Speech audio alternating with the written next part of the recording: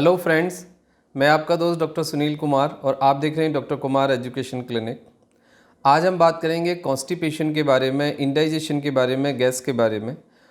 A to Z सारी चीज़ों को समझने की कोशिश करेंगे और लोगों का कॉन्स्टिपेशन, लोगों का इंडाइजेशन और गैस की समस्या क्यों नहीं ठीक हो रही है, आखिर उसके पीछे रीज़न क्या है। लोगों का अप्रोच कॉन्स्टिपेशन और गैस और इंडाइजेशन को लेके बिल्कुल गलत है।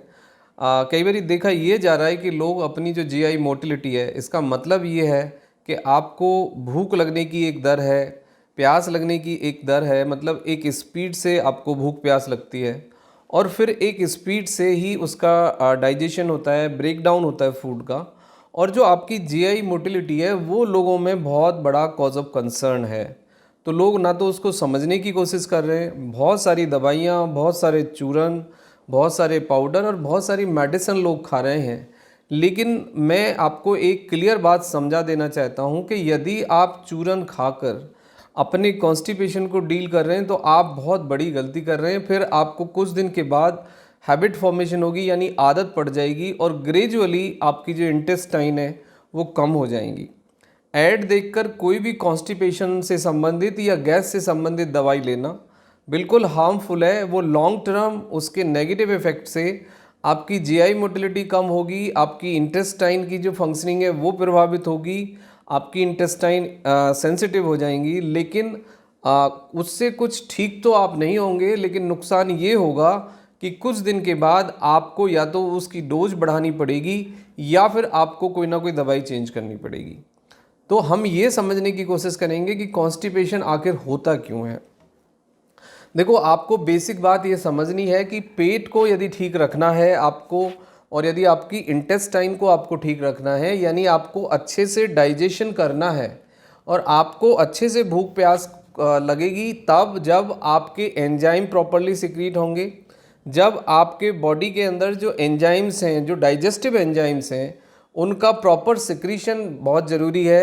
विटामिन बी कम्प्लेक्स का सही होना बहुत ज़रूरी है। प्रोबायोटिक्स का होना बॉडी के अंदर बहुत ज़रूरी है। दूसरा, फिर आपकी जो इंटेस्टाइन है उसकी अपनी एक मूवमेंट का ठीक होना बहुत ज़रूरी है।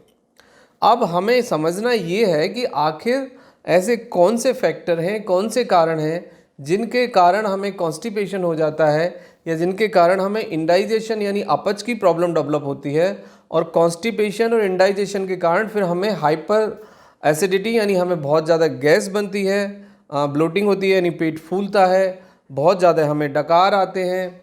और कई बार देखा यह जाता है कि ड्यू टू द गर्ड यानी आपको एसिड बहुत ज़्यादा बफर करता है, जिससे आपको चेस्ट में बर्निंग सेंसेशन होती है, हार्ट बर्न होती है और आपको सॉर थ्रोट होता है और आपकी जो क्वालिटी ऑफ लाइफ है वो प्रभावित होती है।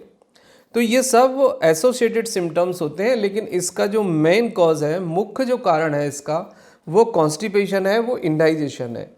खाने का प्रॉपरली नहीं पचना प्लस प्रॉपरली पेट का साफ ना होना, ये दो मेजर कारण होते हैं आपकी जीआई संबंधित प्रॉब्लम के पीछे। अब इसके जुड़े हुए कुछ फैक्टर हैं जिसके कारण हमें कॉन्स्टिपेशन या इंडाइजेशन डेवलप होता है। बहुत ज़्यादा चाय कॉफ़ी पीना, बहुत ज़्यादा जंक फूड खाना, पैक्ड फूड लेना, एक्सेसिव प्रोटीन लेना, मतलब आप मटन के फॉर्म में या फिर पाउडर फॉर्म में यदि बहुत ज़्यादा प्रोटीन लेते हैं तब भी आपको ये प्रॉब्लम होगी। बहुत ज़्यादा फास्ट फूड खाना, एक्सरसाइज का ना करना, लगातार स्ट्रेस का बने रहना, अच्छी क्वालिटी की नींद नहीं लेना, प्रॉपर लिक्विड इनटेक नहीं रखना, ये सब कुछ मेजर कारण हैं।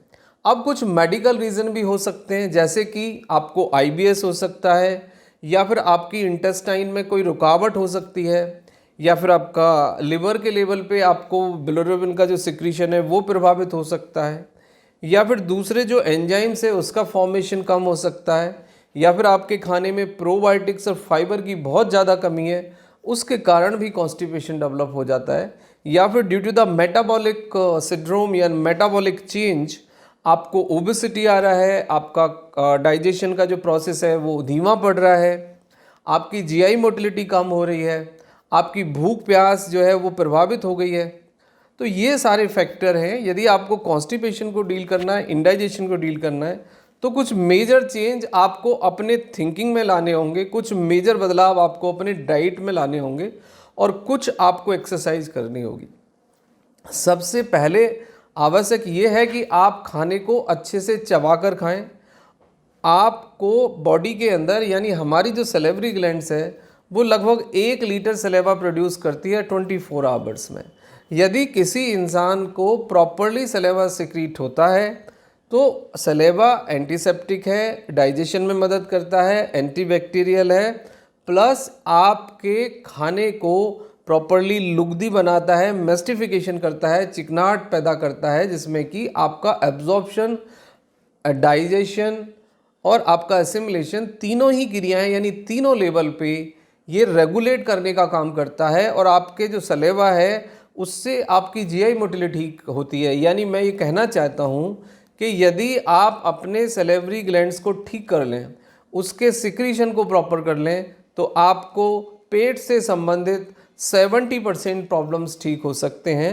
इसका मतलब सीधा सा है कि आप फूड को जब खाते हैं तो फूड के बारे में सोचें, मल्टीटास्किंग ना बने, प्लस बहुत जल्दी जल्दी खाना ना खाएं, खाने को एंजॉय करें, खाने को मेडिटेट करें, उसके बारे में सोचें, अच्छे से उसे च्यू करें और धीरे धीरे आप खाना खाएं।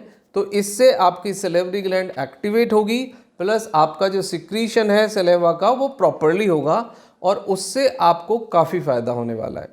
नेक्स्ट पॉइंट ये है कि 8 से 10 गिलास पानी बहुत ज़्यादा ज़रूरी है। यानी 70% टोटल यदि हम देखें तो पानी ही है हमारा जीवन, हमारा बॉडी, एवरीथिंग।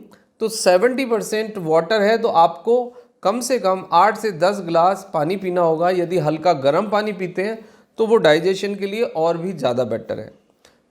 तीसरे लेवल पे आप अपने खाने में फ्रूट और सैलेड ज़रूर शामिल करिए, एप्पल खाइए, प्लस फाइबर आप जितना ले सकते हैं। यदि 20% आप फाइबर रखेंगे तो कॉन्स्टिपेशन, इंडाइजेशन, गैस की समस्या से आपको काफ़ी हद तक राहत मिल जाएगी। उसके बाद है कि स्ट्रेस डायरेक्टली आपकी जीआई मोटिलिटी को प्रभावित करता है।